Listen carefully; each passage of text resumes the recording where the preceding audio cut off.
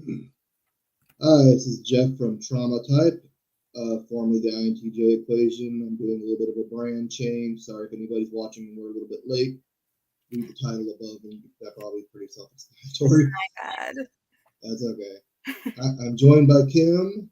Kim is an ENFP who struggles with ADHD. Struggles. I make it work. Make it work. We did her birth chart reading on my other channel that I started. Hey, we got 3 viewers, it looks like. I'm not sure if you remember Xeon. I have the link down below with her birth chart, and it kind of does tell a lot about her ENFPness and her ADHD. But there's a lot more to Kim. We'll definitely learn more about her. Do you want to introduce yourself a little bit? Sure. My name is Kim. I'm 30 years old, and I am a piano teacher. I have ADHD, and I also suffer from chronic illness that includes like fibromyalgia and chronic fatigue. That's pretty much me in a nutshell. Thank you so much for having me here. I genuinely appreciate it. This seems like a fun time all around, and I'm honored. No problem. Glad to have you again. And she does digital art requests too, and she's a piano teacher. I'm not sure exactly where she's at in the world. Oh, Uh, I probably far away from most people. I don't know. yeah, but I think her Instagram's down in the show notes too if you want to contact her about digital art. All right, so I guess we'll get started. What's it like being an ENFP in your shoes? What's it like being an ENFP? It's kind of like having the attention span of a goldfish in an adult body. Except not really. There are ENFPs out there who are perfectly capable of like focusing and being mature. I'm not one of them, but like there are ENFPs out there that are like that. What's it like being an ENFP? I basically am like constantly looking for like mental stimulation, and I feel like that kind of makes like not categorizes, that kind of like, I wouldn't say rules my life, but it's like it's an instinct, like You're most breaking up a for their little bit. brain to chew on. Oh, sorry, it looked like you talked, but I didn't hear anything come out of your mouth. Oh yeah, I think we're having a little bit of some lag here. You broke up a little bit, but that's fine. We can continue. I don't think it's too bad. Yeah, it's not too bad now. But yeah, in a nutshell, being an ENFP is like kind of having the brain of like a border collie. Like, you know how border collies are like working, herding dogs and they need something to do or else they might go crazy. That's kind of what being an ENFP is like, except like your brain is like looking for information to chew on like constantly. So that's being an ENFP in a nutshell, I'd say. Sounds a lot like being an NI Dom, just maybe a little more calmer. Just like more like you're searching for outward like input. So you like want to talk about your ideas, you want to share ideas, you want to do all that. Whereas in NI they're probably going to do that like in their brain. Like Yeah, always like that's reading and finding videos and just yeah, observing, sitting around observing people quietly, I guess. yeah. All right, so it's been kind of a journey for you to find out you're an ENFP, right? Kind of like I said, Yes. you had fibromyalgia, and you kind of thought you were more INFP-ish. That is true. So with my fibromyalgia and chronic fatigue syndrome, a lot of my issues like they made me so tired that I came off as an introvert, and I thought I was an introvert because I'm like every resource out there for typing yourself says like, oh, if you're drained by people, it means like you're an introvert, right? So I was like, wow, I'm drained by people, so I must be an introvert. But I didn't consider that I am also drained by being alone. I didn't consider that I'm also drained by existing. So like, yeah, it was kind of a tough go of it, but I have excellent doctors. I have recently like found these herbal supplements that have been helping my chronic fatigue like nothing else has. And I'm getting my energy back, and the more I get my energy back, the more it's obvious that I am an extrovert. I want to be around people like almost constantly. Like I have a big fear of missing out.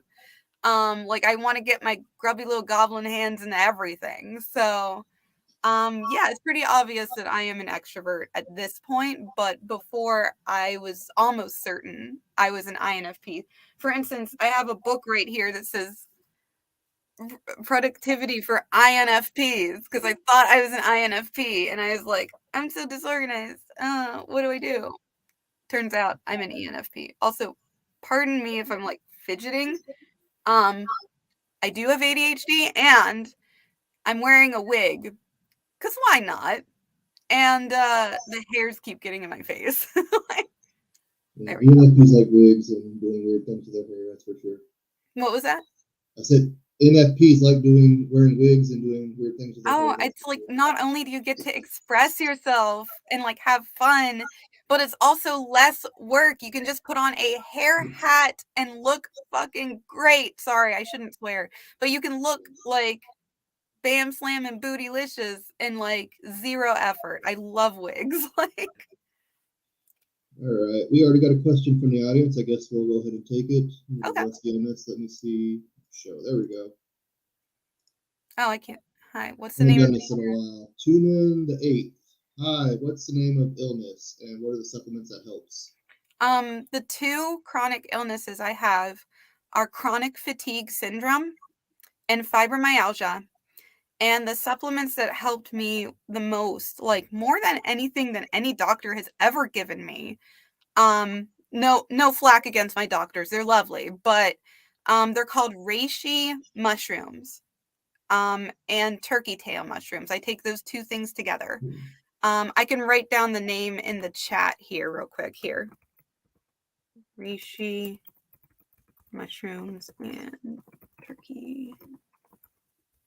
Yeah, so these two things I spelled mushrooms with like 3 O's. That's great. That's fine. Um, but those two things have like literally like I feel like I have the energy that I had before I became sick. Like I feel like I have the energy of a child lately and it's great. Like I can do things and I don't have to pick and choose like what to do and what not to do. Like I used to have to like plan how I was going to use my energy the next day. And it was unfortunate, like, say for Easter, like, I didn't have to choose, like, do I wanna go to church or do I wanna celebrate Easter with my family for dinner? I could do both. So, so far so good. All right, thank you, Tuna. I hope I'm pronouncing your name correctly for the questions. If you have any other questions from anybody else, just go ahead and put them in the chat. All right, so when did you find out you had ADHD? When did I find out? Yeah. I found out, after I graduated high school. And, like, boy, when I tell you I needed that ADHD help in high school and, like, nobody knew I had ADHD, like, it was awful. I was turning in assignments late. I was, like, constantly late, even just getting into school.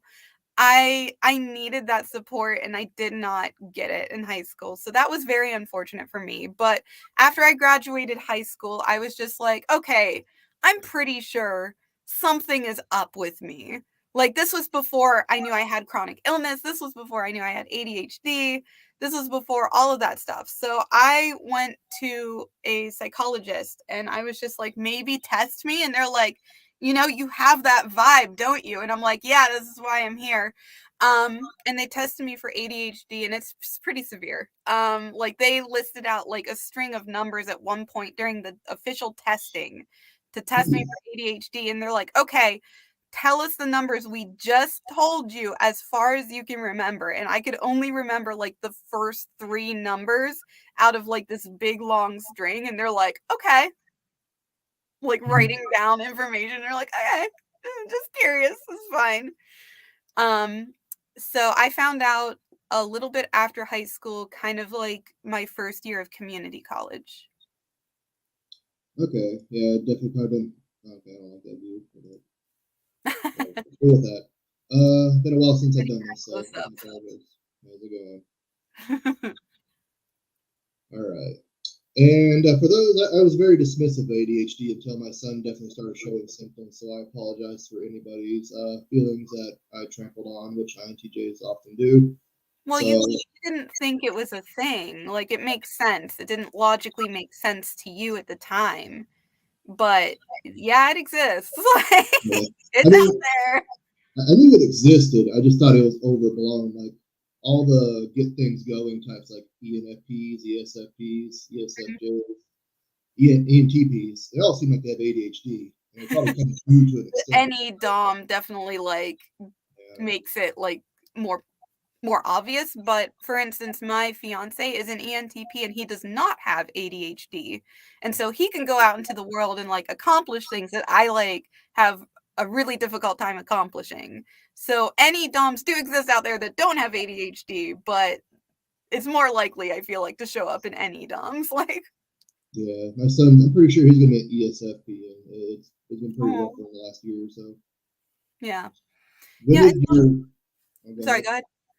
I was gonna say, when did your symptoms of ADHD start showing up? I know you weren't diagnosed till adult, but When did they start showing up? I yeah. feel like I've had ADHD probably all along and like nobody knew. And because I had these like chronic illnesses, the chronic illnesses like really became an issue when I was around like 13 or 14. You know, puberty was happening. I like was into this the symptoms. Well, we're having some technical Oh, difficulties again. did my video disappear? Am I back? Yeah, you kind of glitched out a little bit. Go ahead.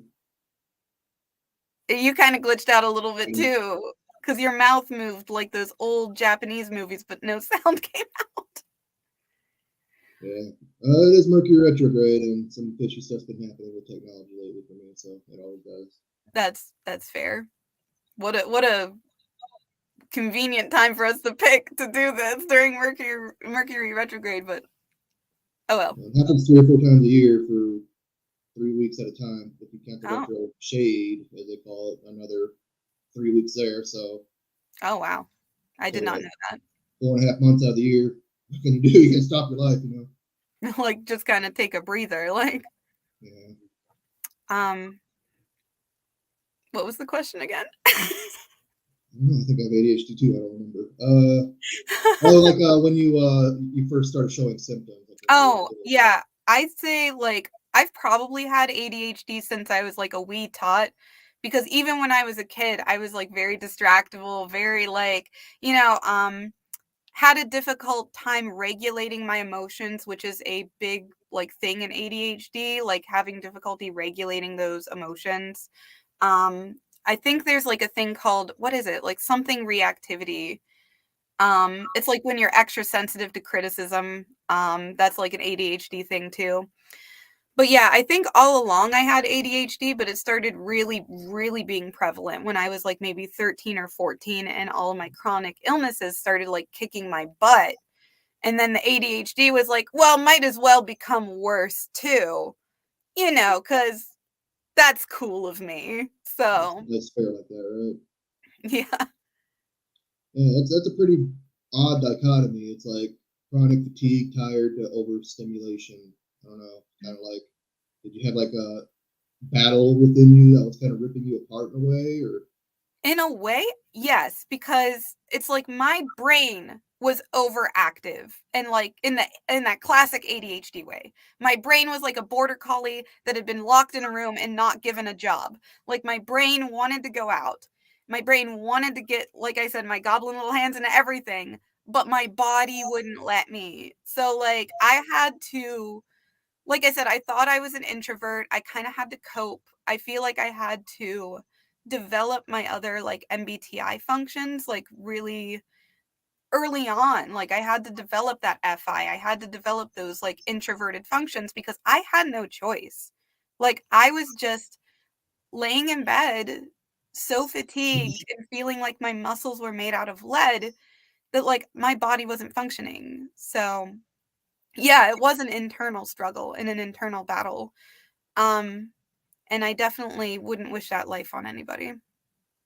one thing I was going to suggest to you, I kept forgetting, but I guess I'll talk about it now, is acupuncture. I've talked about this a little bit on my channel. It's good for almost about anything you can think of, including like fibromyalgia and autoimmune disorders.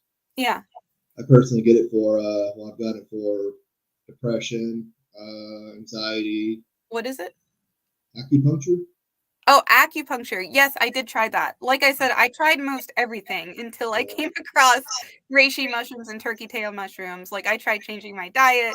I tried exercise, which they have found for chronic fatigue syndrome actually makes it worse. screaming. Like, so it actually makes it worse. Acupuncture does or Western medicine?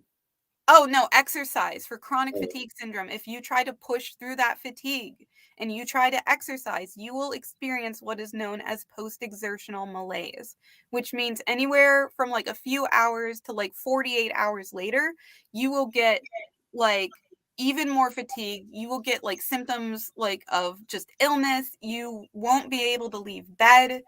Post-exertional malaise is what defines chronic fatigue syndrome and even long COVID. So yeah, if you exercise, it will make it worse. But acupuncture did, I have like a trouble spot, like on the back of my neck and like going under my shoulder blades. And acupuncture did help that. It was just too expensive for me. Oh, where'd you go? Oh, did you glitch out? No! Am I the only one here right now? Well, guys, I guess this is my show now. So oh, he's back. Don't tell him I said anything. Oh, I can't hear you. someone said my mic was echoey, but I unplugged my camera instead of my microphone. I guess I'll just roll with the one on my laptop here. Thank you, Luke, for saying I was a great host for those 20 seconds. I did my best. Thank you, Gen X Jeff. All right, thank you guys for joining us. Carter, Asylum Studios, your fiance? That is my fiance, yeah. Okay. All right, sorry for all the technical difficulties here. Elodie here, she was one of my guests in the past. I guess we'll see what she has to say here. What was that? Hello, Unix people. Yep, hyperactive mind, I can relate. Neurodivergent brain never rests. She's French. Yes. So. I like to call it a neurospicy brain. But yeah, okay. Works faster than the body. Gen X Jeff, my mind moves faster than my body can keep up hyperactivity, dyspraxia, excitables, etc. Do you have ADHD too, Gen X Jeff? I just stumbled onto your server last night. I haven't looked deep into it. Oh, you have a server? I'll join it. It's a mental health for men or something along the lines of that. Oh, well, I'm a big fan of mental health stuff. So I'll join your server, Gen X Jeff. That sounds like a fun time. I believe it's for men, but I don't know. Oh, it's for men? Oh, yeah. Never mind. My bad. Not my space. Sorry. 2E, gifted autism, neurodivergent, ADHD. Okay, so you got the whole what's the word? I can't think of the word, but like you got a double whammy there. Like a lot of developmental disorders and all that, right? Yeah. I know Elodie was talking about, we did a podcast before, and you're gifted too, right, Jeff? I know Elodie's has Asperger's and she's gifted. Seems to be a common theme I've noticed. And Jeff says you can join the server. I can send you a link or send you an invite after we're done with this. Yay. You could be a transgender there, I guess. I don't know. I don't know how I'm going to be like, hello, men's group. I am a very feminine woman with long pink hair. How's everybody? There you go. I'll make it work. All right. We need to suggest those. We're getting off topic here, I guess. I mean, are you surprised though? No, not at all. All right. Keep the questions and comments joining. I appreciate them. So what are some effective treatments for your ADHD? What are some effective treatments? Medication. ADHD stimulants did help me. I have to find the right one though, because for some reason my body really likes to metabolize. Oh, sorry, what was that? Okay. Oh, I thought you said something. You like looked over and I thought I heard a noise. Never mind. But anyways, my body likes to like metabolize ADHD medications really, really quickly for some reason. So something that's supposed to last like maybe like 8 to 12 hours lasts me like 4. So I did have to experiment with medications that worked for me. I'm currently on a new-ish ADHD. There he goes again. I guess this is my channel now. Oh, again. I keep having problems with my mic, so I apologize out there. I guess it's echoey or something. I just found an empty fruit juice bottle in my she cave, and I just thought you guys should know that. I don't know why. There we go. I adjusted the settings. Sorry about that, people. We'll Does this never sound look. better, Jeff? I'm gonna do some heavy editing on this, I guess. I'm sorry, you were saying that you're finding stimulants and you can't really find the right one. It's not that I can't find the right one. Oh, I hear the echo now too. Great. Do you have noise cancellation running on your mic or your streaming soft? I think you meant Off the echo cancellation, but I guess that would help. Okay. Now I can't hear myself, so that's good. I mean, through your mic, I can hear myself talking. Anyways, where were we? Oh yeah, stimulants. So yeah, it was a struggle to find the right medication for me at first because I just absorbed them really quickly, apparently. I don't know if that has something to do, like if my chronic illness has something to do with that. I don't know. Oh, Gen X Jeff is asking if you have a headset. Yeah, just keep talking and we'll find it. Okay. But anyways, I am on like a new-ish stimulant known as Asteris, which kind of sounds like a wizard name, in my opinion. My fiance have agreed, like, it does sound like a wizard name. So it's pretty cool. That's been working the best for me, and I've noticed when I take ADHD stimulants, it actually kind of calms me down, which is weird.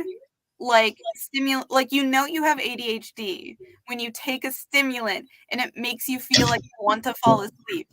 That's how you know you have ADHD. Like that has been the experience of like all my ADHD friends. It's been my experience. So if you're ever questioning if you have ADHD and you take an ADHD stimulant and you feel like you want to fall asleep, that's one way to tell. All right, you good over there? All right. Got a headset.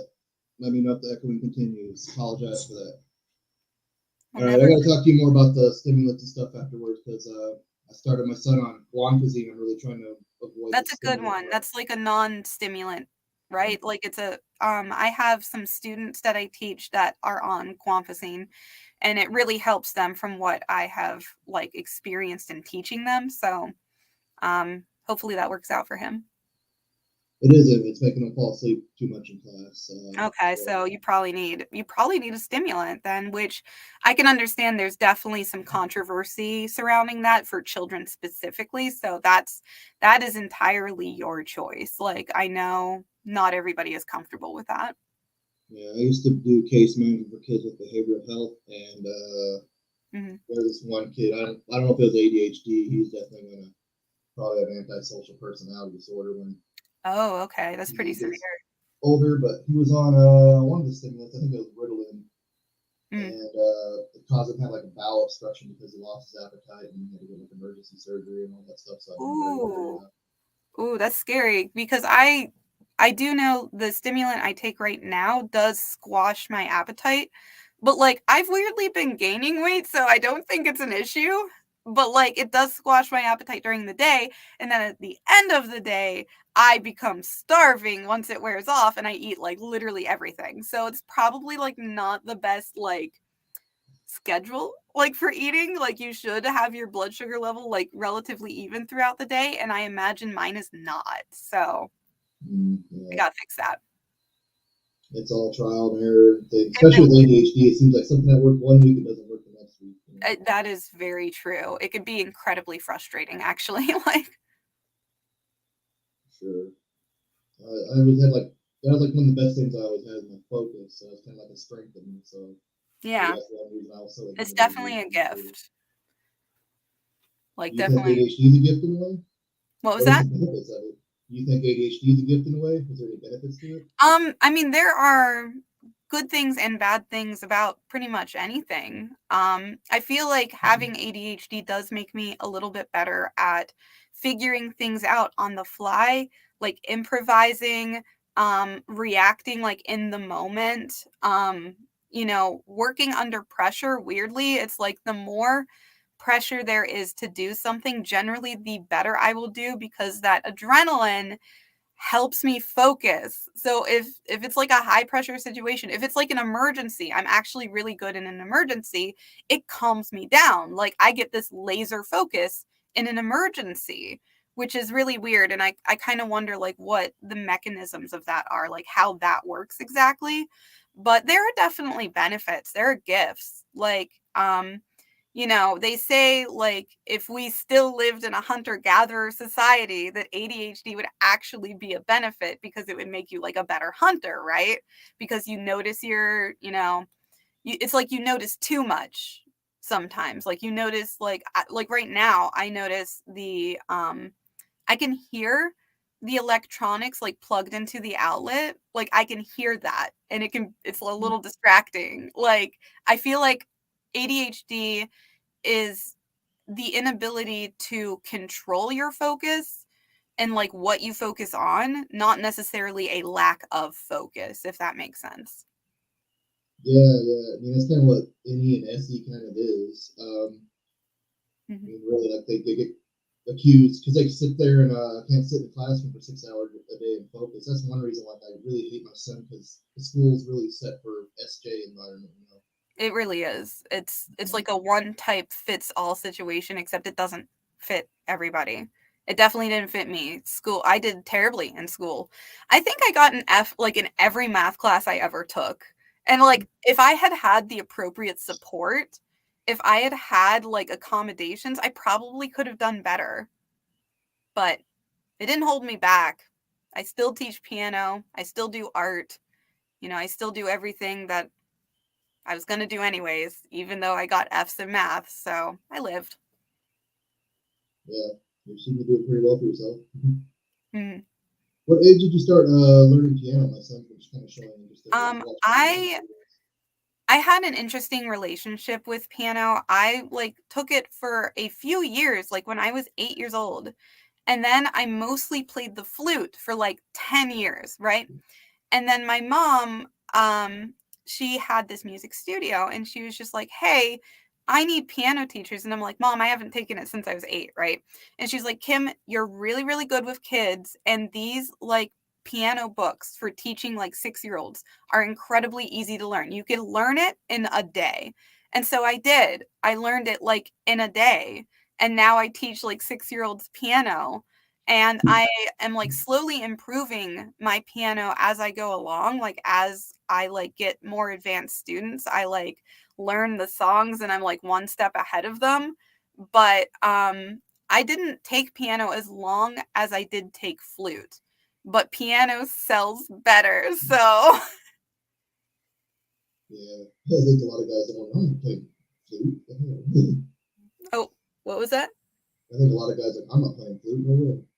Oh yeah. A lot of guys are Boys, really yeah. allergic to playing a feminine instrument or something. Like I guess they're okay to call pianists. So. maybe. That would be good. I could teach you. Like I could teach you the basics. I could show you where middle C is. I That's your used, starting point. I used to play French horn a long time ago. But I was mostly Oh yeah? avoid PE in junior high because I don't I get can showers. see you playing French horn. I don't know what it is. You have a French horn vibe. Okay. Very weird, complicated, and twisted up, I guess. I don't know. For some reason my volume is like really low. Give me a second. No, it's turned up all the way. I don't know why I'm having trouble like hearing you very well. Sometimes like with ADHD, something I get is like really bad auditory processing as well. Like I will mishear things like all the time and I have heard that that is actually like tied to ADHD. Like I have to have captions on for like every movie I watch cuz I'm just like, "What did I say?" So if I like am asking you like to repeat yourself a lot, I promise like I'm trying to listen like as best I can, but brain don't focus good. Yeah, everyone in the audience having trouble hearing me too, so there's Mm, something going on. All right. So your 6-year-old self, you go back in time. mhm. What would if you can go back in time and give your 6-year-old self advice, or you can counsel a 6-year-old with ADHD? What would you do? I think if I were to go back in time and give my 6-year-old self advice, um what the thing I would say to my 6-year-old self would be that you are enough. I would like pump up my 6-year-old self's confidence a little bit, because when you have ADHD, you are constantly surrounded by criticism. You are constantly surrounded by people looking down on you. You are constantly surrounded by difficulties that you feel helpless to face. Okay. And especially if you're 6-year-olds, like, they're very small. So you can imagine the kind of stress they're under. They have no say over how their day goes. They have no say about like what happens to them in most cases. So I would like tell my 6-year-old self that they are enough, that I know they're doing their best, and that I am here to help them in whatever way they need. And that I'm not here to be your enemy. I'm not here to make your life bad. I am here to work together as a team to get done what needs to get done. I would help my 6-year-old self in that way. I would pump them up. I would like when my 6-year-old self did something like really good, like they were having a bad focus day and they like did something good, I would like, really emphasize that, like really laud them, just like really, that's what I would do, because 6-year-old me was like a little stressed. Yeah. So that's what I would do for 6-year-old me. That's what I'm trying to do for my 6-year-old son. Like the behavior coaching, I don't know if you're familiar with that kind of service. Mm-hmm. They pretty much go and teach kids coping skills. So like he has really bad anger issues and he's Yeah. really frustrated with school. But like I he got says, like, frustrated very easily as a 6-year-old too. So he's not abnormal in that way. And yeah, also, I just want to take a moment to um maybe just say that, like, putting myself in your shoes too, I know it's frustrating, dude. And I know yeah, you're doing the best you can do as well. And like, definitely don't write off your own frustration and your own feelings regarding this, because they deserve attention too, just like your son deserves attention. You know what I mean? yeah. I was saying that the behavior coach kind of saw the teacher would automatically blame him, like if kids were being bad, because they're just so used to like blaming him, and like if he was not You need being to bad or being good. adapt, man. You need to adapt with your ADHD, like, kid or student, because, like, I literally just taught somebody who has ADHD yesterday, and, like, you'd think, like, 2 ADHDers getting together to try and learn piano, oh my gosh, that's not gonna go well. It went great because I know what they needed.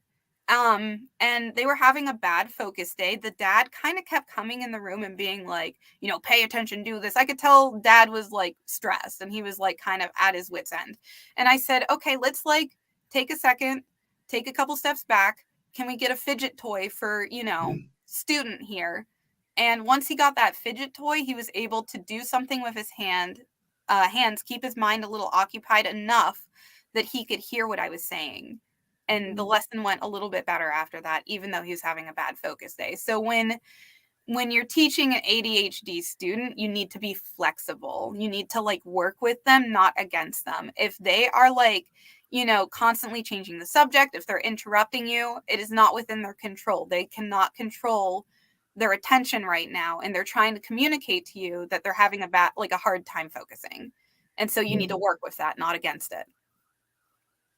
But And like what I've about your? heard that before. I'm sorry. I didn't mean to like lecture. Oh my God. You're fine. Mhm. How did you learn to control your emotions? I imagine boys have a little more aggression. Therapy. Therapy. A lot of therapy. And even then, sometimes I still have my moments, as my fiance can probably attest to. Like, I usually, like, what leads me to, like, have bad emotional regulation is when I am triggered, when I feel helpless, when I feel like these, like, deep rooted emotions. And so learning to identify a trigger early and identify when I'm starting to feel like angry, when I'm starting to feel tense, like the earlier I catch the physical signs of me like tensing up and getting angry, the better I am going to be about catching that trigger early enough that I am not like, balls deep in it. Sorry for the French, but you know what I mean. Like, the earlier I identify the physical feelings of being like angry, feeling helpless, the more likely I am to be able to regulate a little bit better. Also, self-compassion was a big one. Learning, like, I am in the process of unlearning, like, I will like do something. I just saw my fiance. He said, "No, baby, you're perfect." Thank you, Luke. I love you too. Sorry. Anyways, crap. What was I saying? Accepting yourself and not beating yourself up. Oh yeah, self-compassion was a huge one. I'm kind of in the process of unlearning like my automatic instinct when I make a mistake is to be like, "Oh, I'm so dumb. Oh, I'm so stupid." I'm just like, "Oh, I'm being an idiot." No, no, no. I'm trying to like anytime I notice myself doing that, I stop myself and say, "I am not an idiot. I made a mistake. I am not a dumbass. I am having a hard time focusing." Reframing that. That's what I'm having struggled with my son. He says I'm stupid. I'm this and that. He's only 6. He's having like a lot of suicidal ideation. And That's very sad for, yeah, to be. I don't think he fully understands it, but he just gets so frustrated with himself. I'm stupid. I'm dumb. But I need to rephrase like, no, you made a mistake. I do that sometimes. Like I Yeah. guess emphasize that we made a mistake. I made a mistake. We all make mistakes. Yeah. Yeah, and the fact that he's expressing like some suicidal like ideation at 6 years old, like I hope that's not your fault either. Like cuz I can tell you are doing the best you can. Like from what we have talked about before and from like what I am hearing from you in this like not podcast, this video like right now, I can tell that you are kind of like pulling all the stops to help your son. It's pretty obvious. So I hope that's not your fault. It's just. I remember being a kid and like suffering and saying like, "Oh, I wish I had an emergency exit button. I wish this would stop." And that's what I meant when I said, like I wish I was dead. Like I did say that when I was younger. I did say that. And that's not uncommon in ADHD because we're not in a society that is built for us. Mm-hmm. So, yeah, it's an expression of frustration and helplessness on his part. That is not your fault. I hope you know that. Yeah, I kind of wonder if I did something wrong or the No. upbringing. What think caused your ADHD? Do you think you're born with it? Was it a traumatic I think it was experience? genetics because I love my mom, but she is very distractible. Very distractible. So I'm pretty sure I inherited it from my mom. And I'm pretty sure like I started out with it, but also outside factors might have like made it a little bit worse. And like kind of amplified what was already there. But mostly, I think it was genetic. I think there was like no control over it. It was just something that was going to show up at a certain point, anyways. So, yeah, I don't think you're doing anything wrong. Like, if you are doing your best to meet your child where they're at least like half the time, like you're doing a good job. You're doing better than most parents. And I've Yeah, seen my share of parents, like, I worked with kids in behavioral health. I've worked in prisons. I've worked in psych hospitals. I've just seen some very terrible people in this world. yeah. Sound Eater, compliment time. Nice podcast. Thank you. My ENFP has ADHD, so I want to learn more about it. Thank you for your help, Kim, to understand him better. Thank you Aw. for joining us, Sound Eater. I just like that you said my ENFP. That's so cute. It's just like, you have a pet ENFP too. My fiance has a pet ENFP. It's me. All right. I think we've talked about this a lot, but how has it held you back specifically in your life? How has it held me back? Well, like I said, I failed like every math class I ever took. I can't hold numbers in my head. If somebody like gives me their phone number and they say it like out loud, I'm not absorbing that. I don't know. Like, it's like people have a holding memory where they can hold things in their mind when people like say them out loud, usually. Mine is a strainer. Okay. I'm gonna get some of the information, but like the numbers are gonna go straight through the strainer. My brain does not hold that. So literally anything to do with numbers, I am terrible at it. Taxes are hell. The organization surrounding paying your taxes is hell. Um, I'm trying to think what all. Being on time is hell. Like I am like so bad at telling how long something is going to take. In ADHD, they say they have like what is known as time blindness. I have it in spades. Like I don't know how long things are going to take. I can't like wrap my brain around it. Yeah, Gen X Jeff, bureaucracy is hell. Yes. Oh my god. I can't say that enough. It really is. But anyways, like I was saying, time blindness like makes things really, really difficult. Elodie says, TI blind spot, terrible with numbers. That makes sense for me. Yeah, no, that's probably something I'm gonna struggle with. It makes sense. I'm like losing my voice here. But yeah, it's held me back. Say like I'm self-employed with this like piano business, but when it comes to like a regular job, like I tried to do a regular job, and in part, like most of the reason why it just like crashed and burned so bad was because of my chronic fatigue. That was the main reason. But like, for example, God, this is kind of an embarrassing story. I tried to be a waitress. I can't remember things to save my life.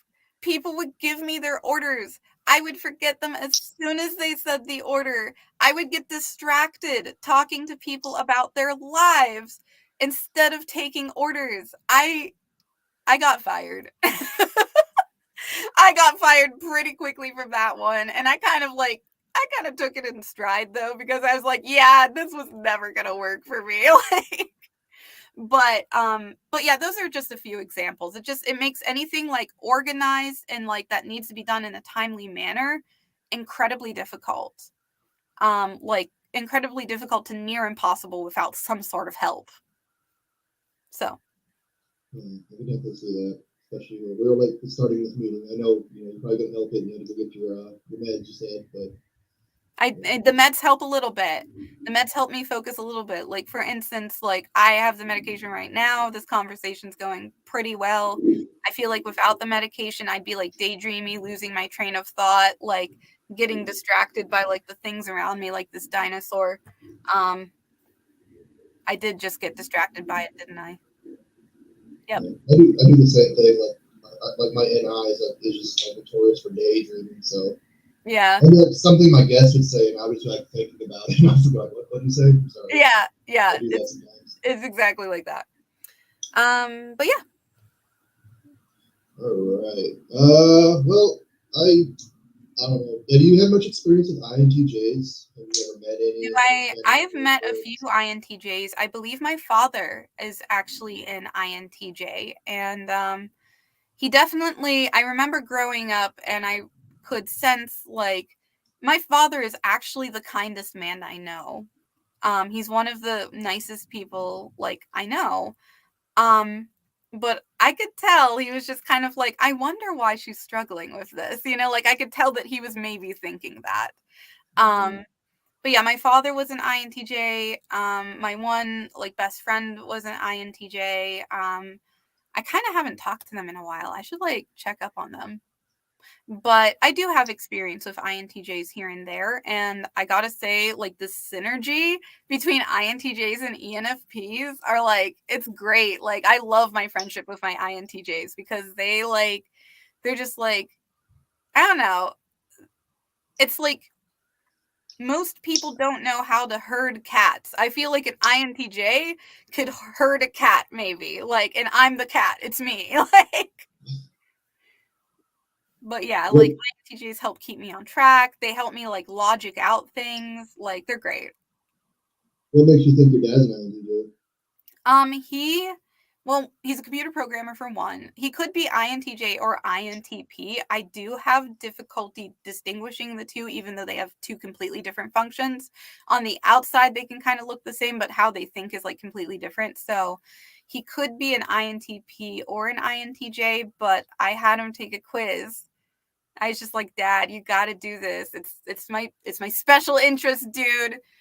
Take this MBTI test. And he's like, okay. And he did, and he got INTJ. So, like, that's the running theory, but you never know. Like, tests are not the be all end all. You have to really, like, get into how they think and stuff. So, I think he's an INTJ just because he got that result, and he seems a lot like my INTJ friends that I know for a fact are INTJ. So what exactly attracts? I mean, you kind of brushed on a little bit. What exactly attracts you to INTJs? I mean, not like What I attracts guess. me to INTJs? They're so mysterious, No, but like I like the way that they think. I like that they will take my crazy ideas and expand upon my crazy ideas and like get into the meat of my crazy ideas, because I go through life flitting from topic to topic, right? And INTJ will take a topic and dive deep into it and think about it in a way that I never would have thought about it. And I'm like, whoa, those are some interesting like expansions on that idea. I never thought about it. Now that you've expanded on it, what about all these other ideas that resulted from that? And you can like go for hours just talking about whatever with an INTJ, because I will offer the random ideas and then they will dive deep on a topic and then I will get like 10 more ideas based off of what they said. So like I love INTJs. Like they're so fun to talk to. You could talk to them for like hours. Have you ever met like an INTJ that wouldn't open up to you, or like someone you're curious about? Maybe That would like open up to me. like aloof, mysterious person, kind of like when you're curious about. You ever Oh, run into people like that? most INTJs, see, here's the thing. Everyone's just like, oh, INTJs never express themselves. Oh, they're so aloof. Oh, they're so mean. Whatever. Me. When I talk to INTJs, like the more I talk to them about ideas, the more I like take an interest in like their actual legitimate feelings. And the more I just say like, hey, it seems like you're feeling this. The more they generally do open up to me. Like INTJs, like most INTJs would be remiss to admit this, but they have a soft, gooey center. You just have to know how to get to it. It is true. Like you guys feel deeply, like more than you think you do. That's not to say like I know you better than you know yourself. That's bullshit. But like most INTJs I've met actually have a deep and rich emotional life that they just don't feel comfortable like being vulnerable about with most people, because most people kind of shit on them. Like Yeah. No, so we are quite sensitive. I think it's a fair statement. We just kind of like we're so used to our ideas and we have a crazy thinking of our own ways. You know, think things very deeply and mm, differently, and kind of get shunned upon. So we yeah. kind of just want to stay quiet, you know. Yeah, like if you get like if you get shit upon enough times, you're gonna start shutting up. So like I get that. Like I've been through that experience myself, just being like blah, like all over the place. But you know, therapy helped. I built my self confidence, and now I'm like blah, and I'm like myself. And if someone doesn't like that, you know, you can't be everyone's favorite. So whatever. And sorry if you hear dogs in the background. I have neighbors who have a bunch of dogs and they're terrible neighbors, Oh, and I I'm can't trying I to can't hear it at all. well, hopefully nobody else can. You're totally fine. Okay, I know you're with an ENTP right now. What would you say an INTJ has to do to attract an ENFP? What do you think? What? I know you're with your ENTP fiance right now, and I'm not going to say anything about that. But what about like, what would INTJ need to do to attract an ENFP? You would say. Are you trying to Not get really. into the Oh, I girlfriend? am. Yeah, I'm really trying to get Okay. an What ENFP. would they need to do to attract an ENFP? Be yourself. You guys are mysterious. You guys are interesting. Be yourself, but be open to expressing your ideas and be open to being vulnerable, because an ENFP is gonna want to know your feelings. Like, like my fiance can attest to that. I'm constantly being like, "Hey, Luke, how are you feeling today?" You know, and he'll be like, "I'm an ENFP. I don't know off the cuff what I'm feeling," and I'm like, "Let's explore that." And he's just like, okay, I know it's important to you. Like, so just be open to being vulnerable, be open to being vulnerable and honest about your feelings. And just be yourself, because INTJs, like, I feel like ENFPs are just like, they like how thoughtful you guys naturally are. They're attracted to that. So literally just being yourself and like putting yourself in situations where ENFPs are going to be will like probably help you find one. Okay. Gen Yeah, X. that. Gen X Jeff Yeah. says he's an ENTP. Yes, my fiance is an ENTP. We go on any trains and it's bonkers. It's really fun. I can imagine. All right. This might be. You did have a book about INFP. I didn't know like they got specific about like MBTI types. I hate using MBTI, but that's the notable term here. Mm-hmm.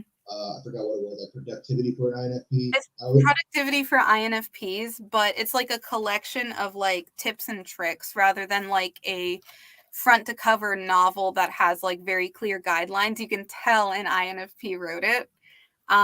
So it really depends. Like if you're an INFP and you want like a cover to cover book that like goes in depth, this might not be for you. But if you want like, it's like a collection of blog posts that this author put together is basically what this is. So if you're an INFP and you're interested in that and you're interested about working with your natural rhythms of productivity, this book might be for you.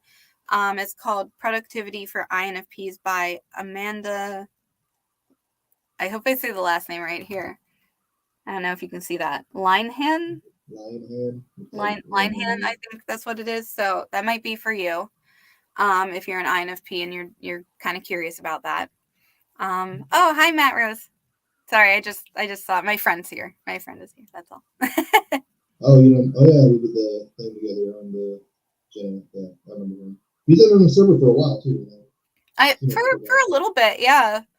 I popped in because I was just like, huh, INTJs are cool. I want more INTJ friends, and so that's why. That's why. Backtrack a little bit. It's hard to give an INTJ advice just to be yourself because we always hear that and it usually does. You don't know who yourself is. Oh my gosh, that's actually kind of funny now that I think about it. Well, maybe work on developing your FI. Like look for tips on how to develop that FI because FI is going to tell you what you like, what you dislike, what you want, where you're going. You know what I mean? Yeah, I've definitely been doing that, been in therapy a long time, and There you go. Yeah, so as long as you like lean into that FI, I feel like ENFPs are going to be like, ooh, you know. I'll take that advice. I was going to recommend 3 book recommendations. I don't know if you've seen that on the. Oh yeah, that's right. You did ask that. Oh, I forgot. Okay, so 3 book recommendations off the top of my head. I think the books that helped me the most in my life, just because I had experience with like an abusive like past relationship, right? So I have a lot of books I could recommend for that.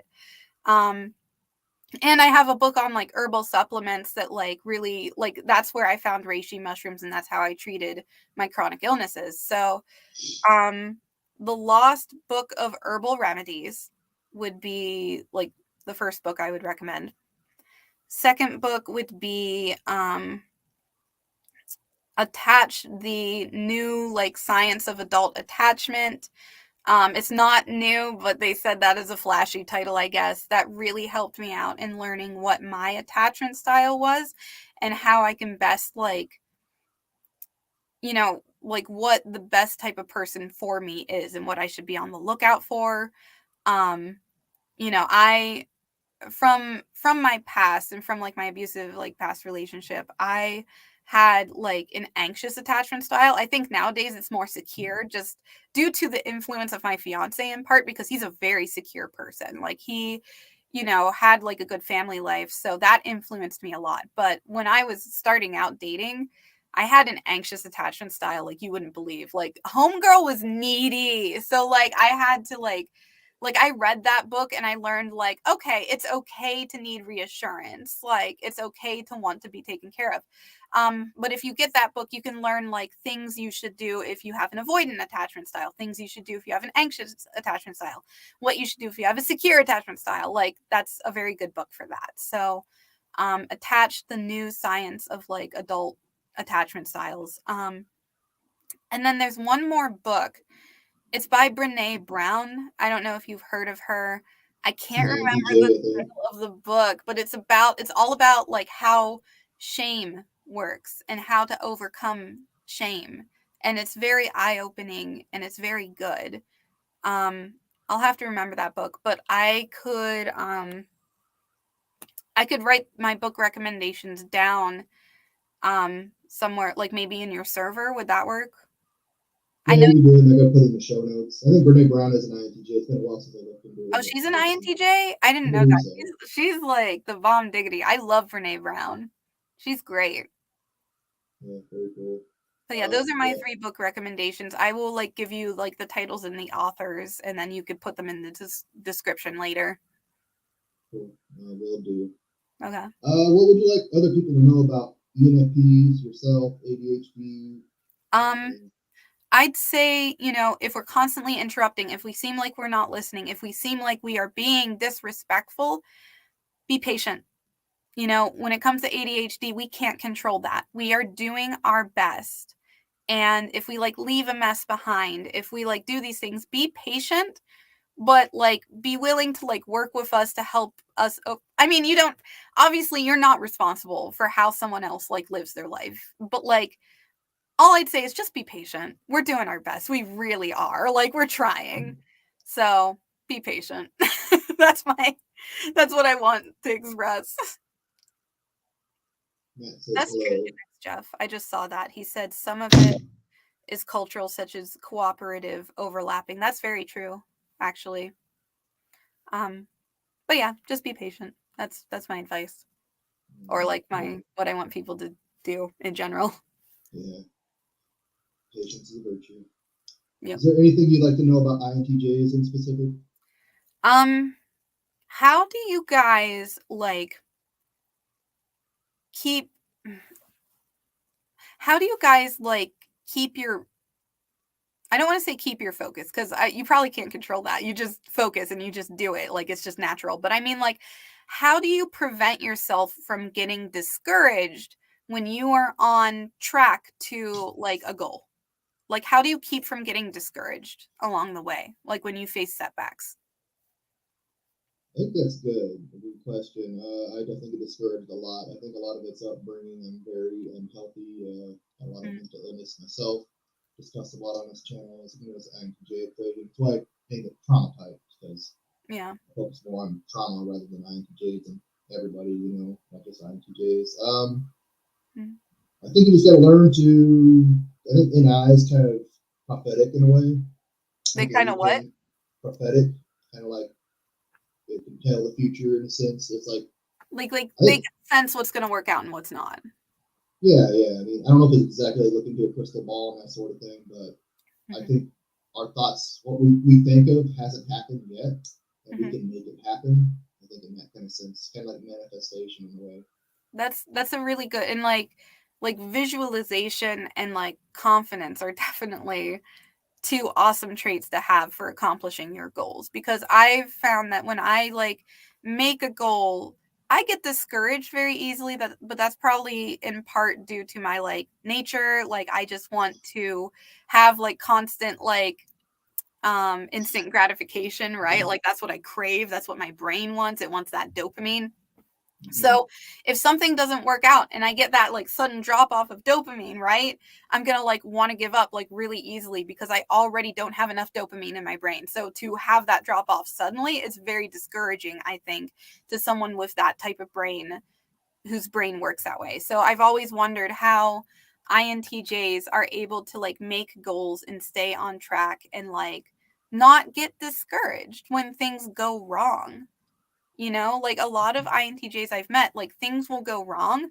They'll get discouraged, but they somehow manage to overcome it and accomplish their goals anyways, which is wild to me. That like blows my mind. That is like the coolest thing to be able to face failure and still keep going. I think we just get obsessed about certain things, and we just can't rest. Like if we give up on it, we just beat ourselves up, and we can't forgive ourselves. I wouldn't say obsessed. I'd say interested. Like you're interested in things. I mean, sometimes we can get obsessed on things, You get like sometimes you can absolutely get really obsessed. interested. Sometimes you can get hyper focused on it, maybe. Not I mean, obsessed. it can Like get that is such obsessed. a mean connotation. Be nice to yourself. I will fight you. Like Well, I mean, I was reading a book, Murray Kelly, I think his name. I don't know if you heard The Son of Sam, mm-mm. the serial killer in New York in the 70s. Oh It shit. was like tied to a cult, and there was this big old thing, but the police just wanted to pin this one guy, kind of wham bam, thank you man, kind of done. He just got completely obsessed about like researching this cult. He had this giant book on it about Whoa. going in detail and how deep it really went. And he pretty much just Holy crap. ran himself into the ground. Oh, basically. yeah, you don't wanna do that. Like, you wanna accomplish your goals, but not at the cost of your, like, well-being. I mean, like Vladimir Putin. I can't really. I want to look at his birth chart with Xeon because he doesn't. He only speaks Russian, so I can't type him. But Yeah. I mean, he is not stopping. You know, he's losing. His Didn't country's he have going. cancer too? Like, Probably. I don't know. Who knows that guy? But he can't just say won't I'm a stop. big fan of Vladimir Putin. He's just like, Yeah. "Buddy, you are literally killing people. Please just stop that." Holy shit. But he's just hell bent on, He's I guess, yes. reuniting the Kremlin or whatever. He don't care. He Jeez. puts Russia down the hole. Matt Rose says, "It's like being addicted to a hyper-specific interest. Like there's so much potential into this that no one has discovered yet per se." I do get that. Like with ADHD, there is like I said, ADHD is not like an inability to focus. It's an inability to like control what you focus on. So you can have you can get like what's the word hyper focus on something with ADHD. Like if it for some reason gives you dopamine, you can like lean into that to the point that you forget to sleep, eat, and like go to the bathroom. Mm-hmm. I have read books in like a day because I became hyper focused on them and could not put them down. And let's see, there's Right. also monotropism, the attention tunnel. Or there's also monotropism, not that's also, says Gen X Jeff. I'm not sure Interesting. exactly what that is, but we do need to wrap this up. Is there any last questions, comments, concerns? Not really. I All think I right. learned what I wanted to learn. Thank you, everybody, for joining me. Gen X Jeff, Matt Rose, Carter Asylum Studios. Anybody else that I'm missing? I had a good turnout. It was only like 5, 6 people, but it was a very good turnout for me. It's been probably about 5, 6 months to had a video. Thank you for joining us, Kim, and have a great day. Thank you. Bye.